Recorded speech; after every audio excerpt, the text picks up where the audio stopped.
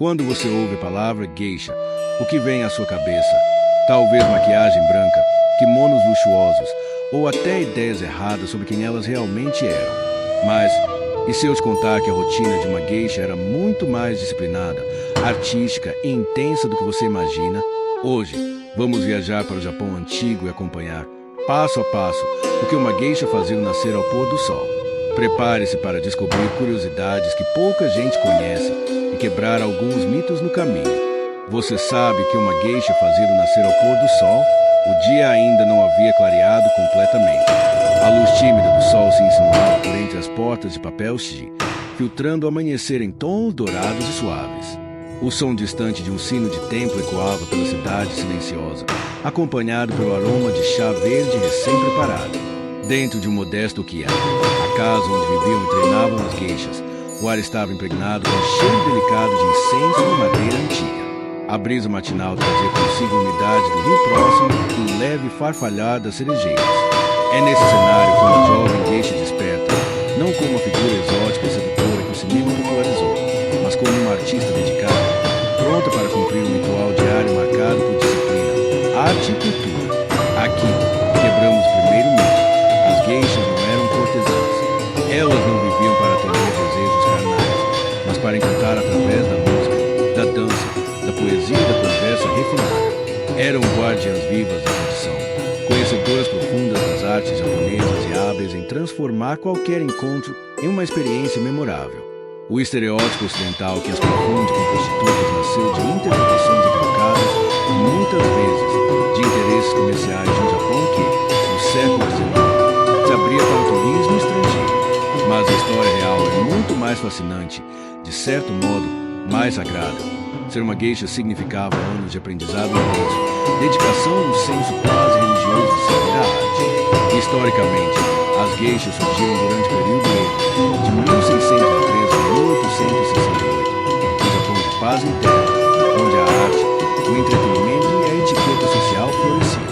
Eram figuras centrais dos hamashi, os bairros das flores, locais repletos de casas de chá, oshaya, onde comerciantes ricos, samurais e aristocratas buscavam lazer sofisticado.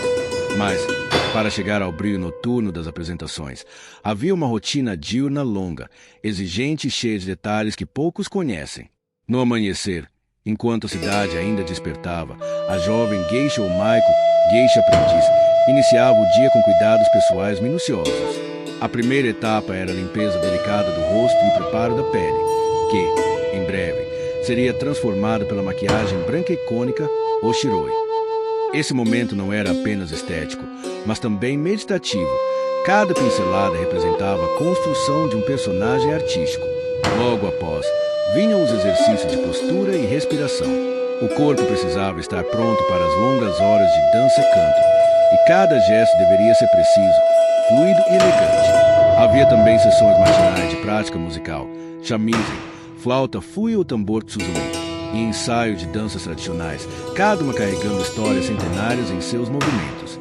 O silêncio do treino era quebrado apenas pelo som das cordas, pelo leve bater dos passos sobre o tatame. Lá fora, vendedores de peixe e agricultores já passavam com suas mercadorias, mas dentro do ukiya, o tempo parecia obedecer a um ritmo próprio. Com o sol já alto, a geisha dedicava parte do dia a algo que muitos ignoram: o estudo intelectual.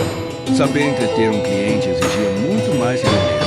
Era necessário ter conversas inteligentes, dominar referências históricas, compreender poesia clássica, vaca, haiku, caligrafia e até noções de filosofia zen.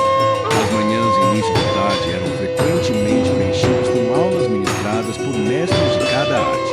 Uma maiko aprendia a manejar o leque, senso, com a graça necessária para uma dança nimbui, ou a recitar versos de Genji Monogatari, um dos romances mais antigos do mundo.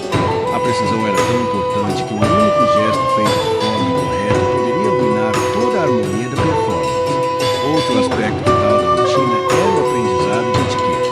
Em um Japão rigidamente hierarquizado, saber como se curvar, como servir o chá, como responder a um elogio, tudo tinha um peso simbólico.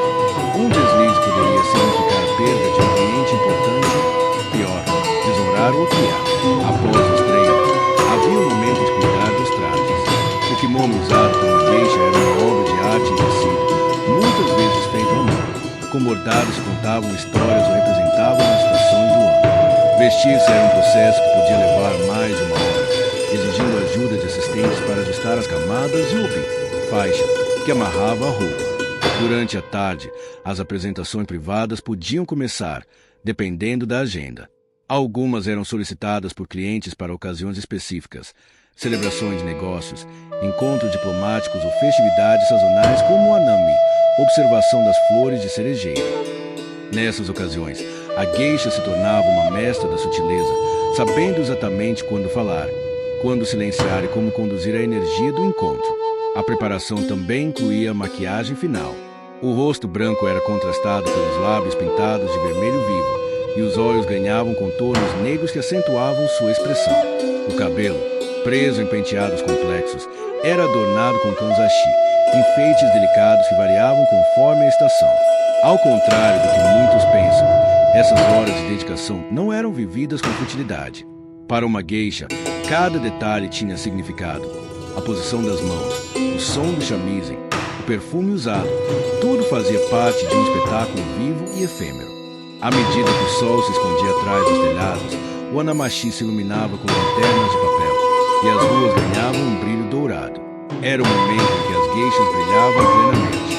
Nos Oshaya, clientes aguardavam nas salas discretas, sentados sobre tatames, enquanto o chá era servido. A entrada de uma geisha era um momento de reverência silenciosa. O sussurro dos passos, o leve farfalhar do mundo, o sorriso controlado.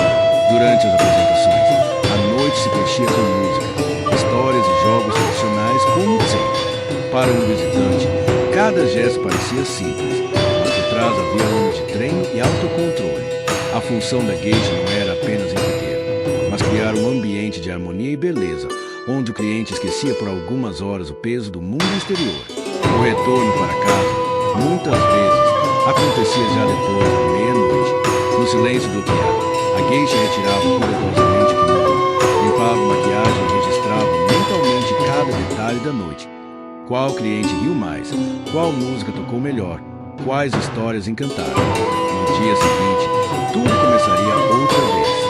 Mais do que artistas, as geishas eram pontes vivas entre o passado e o presente, guardiãs de uma estética que valorizava o efêmero, o detalhe e a presença plena. Agora que você conhece a verdadeira rotina de uma geisha, já parou para pensar quantos mitos ainda existem sobre a história do Japão? Aqui no canal, a gente te leva para dentro dessas tradições e revela o que os livros nem sempre contam. Então, se você gostou dessa viagem no tempo, já deixa o seu like, se inscreve no canal e ativa o sininho para não perder nenhuma história incrível que vem por aí. Até a próxima!